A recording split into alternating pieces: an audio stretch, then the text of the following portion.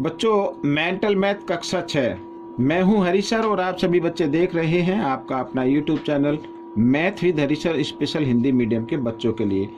आज हम करने वाले हैं अध्याय 11 बीजगणित। तो देखो मैंने हमेशा की तरह पहले से लिख के रखा हुआ है, ये रहा आपके सामने। आइए करते हैं जल्दी जल्दी, बहुत ही आसान है, मुश्किल बिल्कुल भी नहीं है। देखो क्या कहता है प्रश्न नंबर 1, x इकाई भुजा वाले वर्ग का परिमाप ज्ञात कीजिए।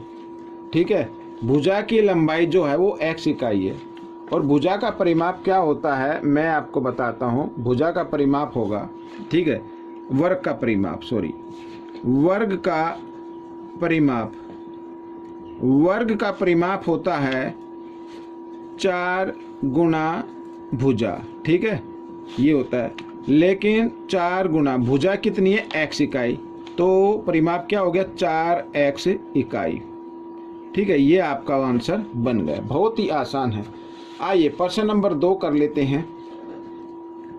प्रश्न नंबर 2 कहता है एक आयत जिसकी लंबाई 5 सेंटीमीटर और चौड़ाई y सेंटीमीटर है, उसका परिमाप ज्ञात कीजिए। ठीक है, तो आयत का परिमाप ज्ञात करना है। आयत के परिमाप का फॉर्मूला होता है 2 ब्रैकेट लंबाई जमा चौड़ाई, यही तो होता है फॉर्मूला। अब 2 ब्रैकेट लंबाई कितनी है 5 जमा चौड़ाई कितनी है y। ठीक है, तो ये परिमाप होगा, क्योंकि y 5 में जमा होगी नहीं तो हम जमा के रूप में ही लिखेंगे।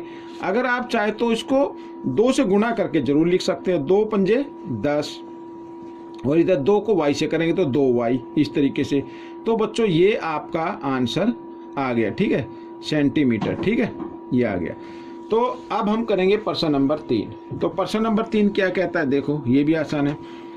एनसीसी परेड में हर एक व्यक्ति 12 कैडेट खड़े हैं। ठीक है, एक पंक्ति में, हर एक पंक्ति में कितने खड़े 12 खड़े हैं। यदि पंक्तियों की कुल संख्या Z हो तो परेड में कितने कैडेट खड़े। अब बच्चों ये तो बहुत ही आसान है। ठीक है, एक पंक्ति में कितने हैं 12 और पंक्ति कितनी है, मान लो पंक्ति 2 है तो कितने हो जाएंगे 12 गुणा 2 हो जाएंगे। पंक्ति 5 हो तो कितने हो जाए 12 गुणा 5 हो जाएंगे, 60 हो जाएंगे। अगर पंक्तियों की कुल संख्या कितनी है Z तो कितने हो जाए 12 गुणा Z हो जाएंगे। ठीक है, यहाँ पर तो मैं सीधा लिखता हूँ। ठीक है, तो कितने कैडेट हैं, कुल कैडेट कितने होंगे 12 गुणा Z, यानी कि 12Z, ये हो जाएगा आपका उत्तर। ठीक है, तो बच्चों प्रश्न नंबर 4 क्या कहता है आइए देख लेते हैं प्रश्न नंबर 4 को भी। ये रहा आपके सामने। निम्नलिखित श्रृंखला में अगली संख्या लिखने का एक सूत्र लिखना है। यहाँ पर देखो 2 4 6 यानी 2 का पहाड़ा लिखा गया है। ठीक है, अगर किसी संख्या का पहाड़ा लिखा जाता है तो उस संख्या का पहला अंक लेके n लगा देना है आपको।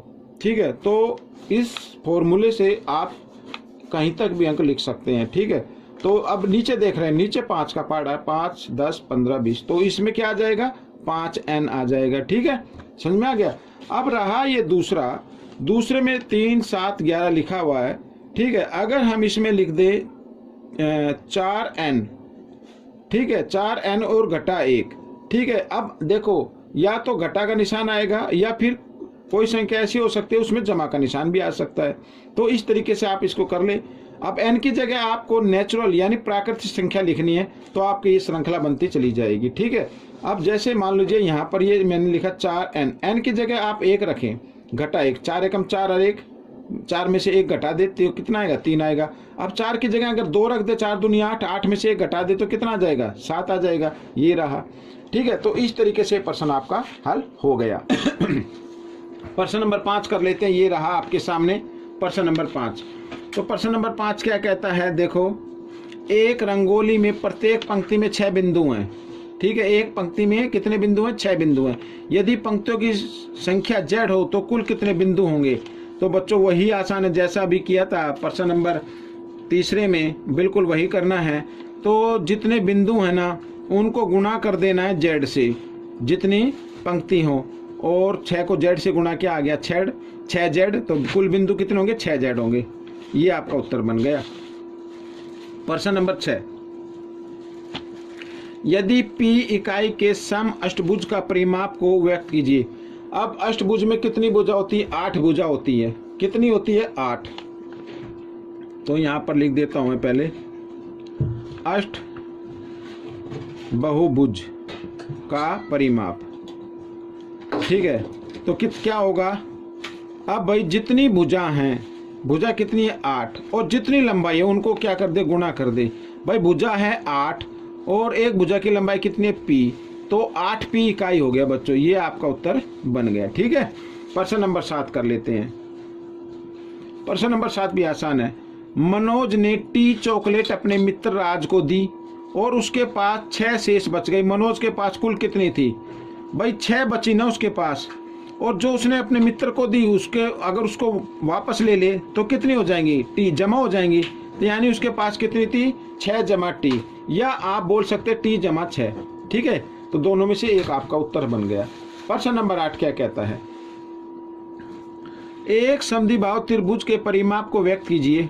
ठीक है, समद्विबाहु त्रिभुज का परिमाप तीनों भुजाओं को जमा कर देना, जिसकी बराबर की भुजाओं की लंबाई क्या है, 5 है। मान लो ये है ऐसे, ठीक है, ये 5 है तो ये भी 5 होगी। ये समद्विबाहु त्रिभुज में 2 भुजाएं बराबर होती हैं, तो ये भुजा बराबर होगी इस भुजा के। ठीक है, इसका नाम आप रखना चाहो तो ABC रख लीजिए, और तीसरी भुजा की लंबाई क्या है, y सेंटीमीटर हो तो परिमाप। ठीक है, यहाँ पर लिख लो, माना माना त्रिभुज ABC एक समद्विबाहु त्रिभुज है। ठीक है, त्रिभुज है, तो परिमाप निकालना है। परिमाप निकाल, तीनों भुजाओं को जमा कर दे, 5 जमा 5 जमा y। ठीक है, तो 5 और 5 कितना हो गया, 10, 10 जमा y। ये बच्चों ये आपका आंसर आ गया। ठीक है, ये प्रश्न आपका हल हो गया। प्रश्न नंबर 9 कर लेते हैं। ये रहा आपके सामने प्रश्न नंबर 9। क्या कहता है, शीना ने अंग्रेजी में x अंक और हिंदी में 50 अंक प्राप्त किए।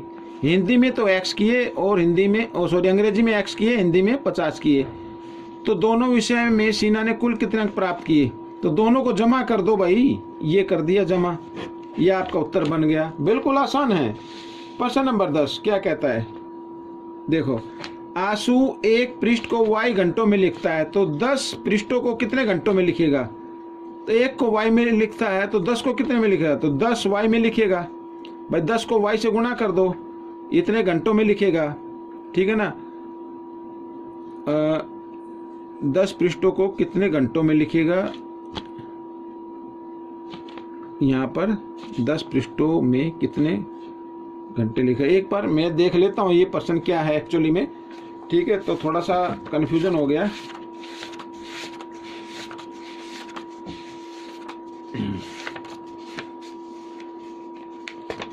ये रहा 10वां प्रश्न, ये रहा। ठीक है ना, ये रहा,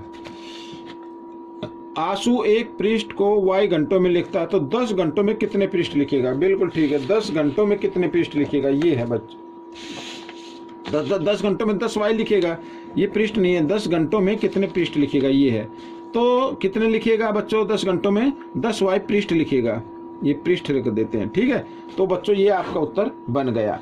तो ये छोटा सा सवाल था, पहला पार्ट कंप्लीट हो गया है। आपको ये पार्ट कैसा लगा मुझे जरूर बताएं, और इसमें से सीखकर दूसरे बच्चों को जरूर सिखाना। मिलेंगे अगले भाग में, तब तक के लिए धन्यवाद।